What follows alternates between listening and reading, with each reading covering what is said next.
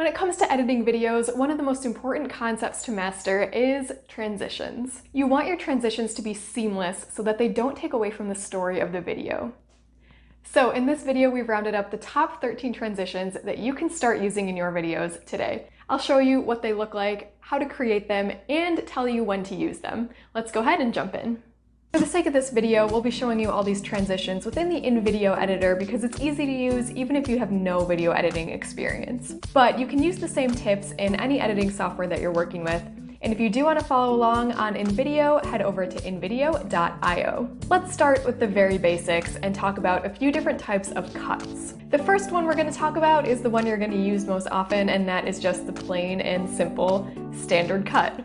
A standard cut is simply when one clip ends and another clip begins. So here's a cut you might see in a travel video, and here's a cut you might see in a vlog, cutting from the subject talking to the B-roll. You also see cuts in every movie you watch. This is basically the default. The reason most videos and movies use such a simple cut so often is because this is the transition that goes the most unnoticed, and that's really what you're trying to do with transitions. You never want to draw the attention away from the story by drawing attention to the transition. For example, in this video, if I used a transition like a crossfade or a wipe every time, it would get very distracting. When it comes to cuts, one rule that I've learned is if you're cutting between two clips that take place in the same location, make sure there's 30 degrees of difference between the two clips. So obviously it can be kind of hard to know when you've rotated your camera exactly in a 30-degree angle, but basically what we're trying to do here is make the clip different enough so that it doesn't look jumpy. So if you move the camera just slightly, you can see how that ends up looking jumpy. So you can either rotate your camera to get a different angle, or you can zoom in to get a different shot with a different focal length. Or obviously, if you're cutting between two clips that take place in a whole different location, then you don't need to worry about this. Let's quickly jump into the InVideo editor so I can show you what a cut looks like in the editor. So take your whole clip and drag it onto the timeline. That's going to open up the video trimmer. Now you're going to trim your video to the part where you want the first cut to be and end it right there. And then you're going to add your second clip, which was taken from a different angle like we talked about. And then you can trim it to the part of the scene where your last clip left off, and that will create a standard cut. And if you don't have footage from a different angle for a talking head video, here's a technique you can use.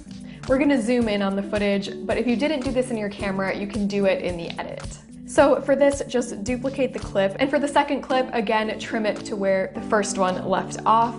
And then for the second one, you're going to crop it in so that it's closer. And then hit done, and you'll have a sequence that looks like this. And if you don't end up using either a different angle or a different focal length, you end up with a jump cut, which is our next type of cut. A jump cut used unintentionally can end up looking disruptive and a little bit lazy, so be careful with these. But there are instances when jump cuts can actually create a really cool effect, for example, to show passage of time.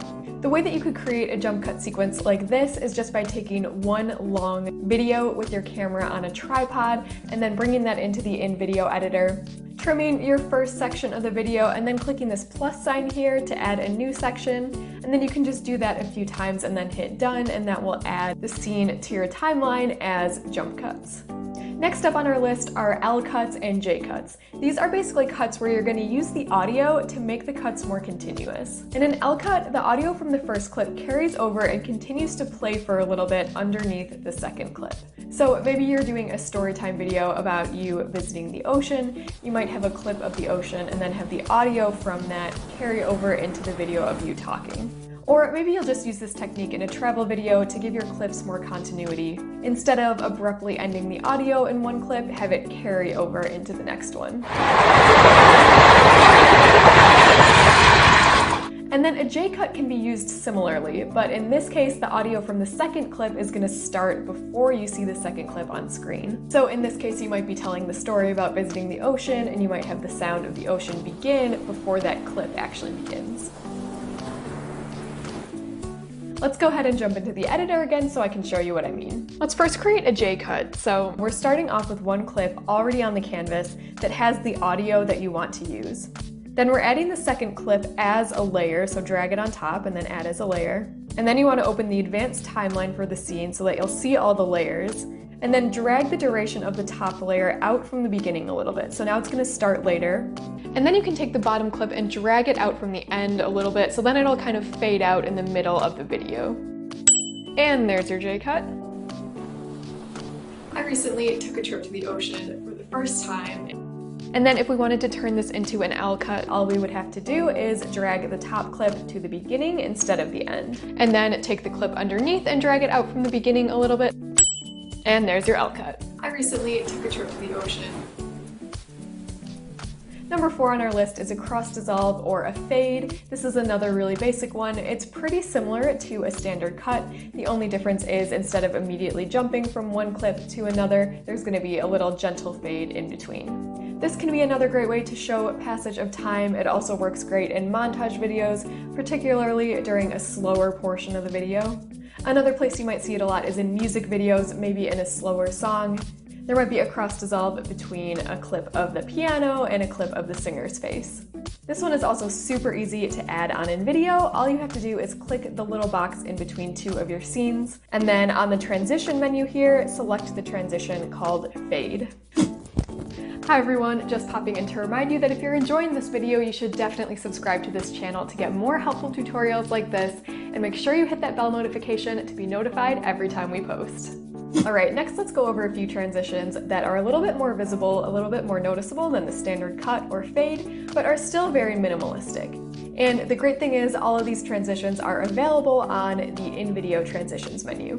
Let's start with the wipe. This is when one clip slides in from one side or from the top or the bottom. This can work really well in certain contexts, but you do want to be really intentional about it. I think it gives your video kind of a vintage look, because it was used a lot in movies in the 60s and 70s, so this can be really cool if that's the look that you're going for.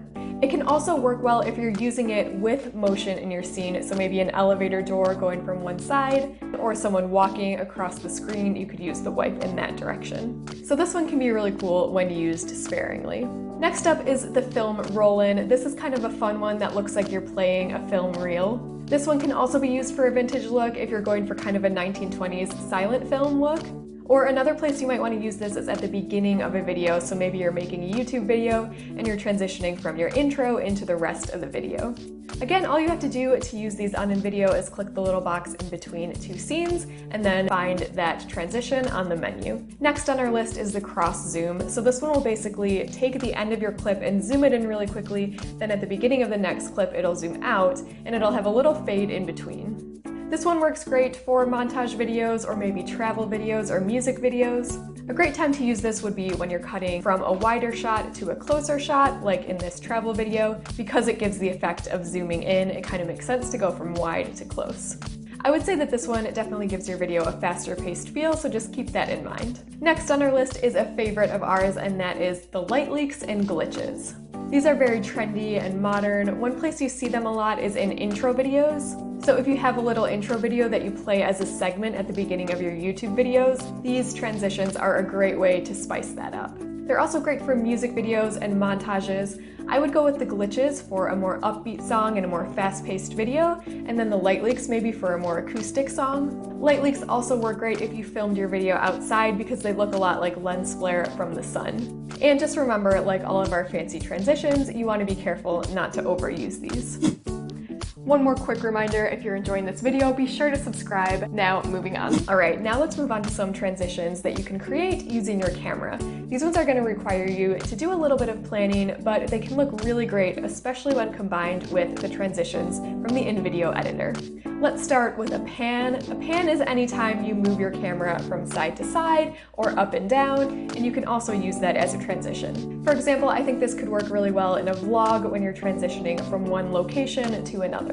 To create a pan transition, you're going to end your first clip with a pan either to the left or to the right or up or down, and then you need to make sure you begin your next clip with the same motion. So pan in the same direction that you did at the end of the last clip. Then in the in-video editor, you're going to cut those two together, so end your first clip kind of in the middle of the pan, and then trim your next clip so that it picks up in the middle of that pan. And then you can try adding a fade in video to make it a little bit more cohesive. You might not need it, but if you feel like the two clips aren't blending together well enough, try adding a fade and that should help.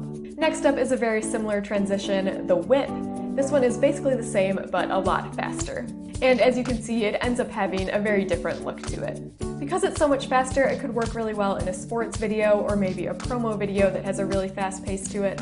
Again, you just need to end your first clip with the motion of the camera, in this case a really quick motion, and then begin your next clip with the same motion in the same direction. And again, you can add a fade in between them to make them blend together a little bit more.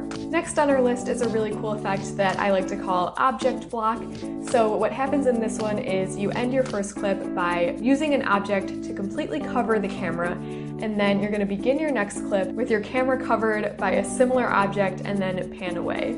So this can take us to a whole new location in a really seamless way. And if you're just starting out with this transition, a really easy way to use it is by using the sky. So pan up to the sky at the end of your first clip, and then pan down from the sky at the beginning of your next clip. Or another way a lot of YouTubers do this is just by using your hand. So just end your first clip by putting your hand in front of the camera, and then begin your second clip by taking your hand away from the camera.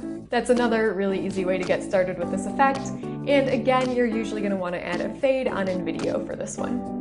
Alright, now let's look at a few options where you can use a breaker clip as a transition. So instead of just transitioning from one clip to another, you're actually going to have a clip or a montage in between. This is something you see a lot in TV shows, so it can work really well for longer videos, maybe if you have a vlog that's closer to 30 minutes long. The first way you can do this is with a really quick montage in between two clips. So you see this a lot in sitcoms. In between scenes, there's a little musical motif that always plays, maybe with a few shots of the city or the town that the show takes place in. You can also create a really similar effect using just one clip instead of a montage, but the idea is that you have some music and visuals to break up two scenes. So let's go ahead and jump into the editor and take a look at this one. We'll trim the clip we want to end with and then add a new scene. So this is going to be our little montage. So pick out a music track and then trim it so it only plays under that scene. And then we'll add some stock footage of a city. I'll come into the scene timeline and trim the clips so that they cut to the beat of the music. And again, if you just wanted to use one single clip, you could do that as well. And then just continue by adding your next scene and adding the clips for that. And that's basically it. One more type of clip you can use for this is a time lapse. This is one that you see a lot in reality TV. The example I think of is a home renovation show. At the end of the day, there might be a time lapse of the sun setting behind the house. So this one could be great for vlogs when you're ending one day or just ending one section of the vlog. So you can record a time-lapse on your camera and then bring it into the in-video editor, and then add a blank scene in between two of your scenes and drag the time-lapse onto there. Or if you didn't record a time-lapse, you can use some stock footage from the video panel here on InVideo, and then you can go ahead and speed it up to turn it into a time-lapse. And that's a roundup of all the different types of transitions you could be using in your videos. If this was helpful to you, make sure you let us know in the comments below which one of these transitions you're most excited to get started using. And make sure to give this video a like so that we can continue bringing more super useful tutorials like this one. Đăng ký dùng thử miễn phí phần mềm tạo video tại trang web invideo.design.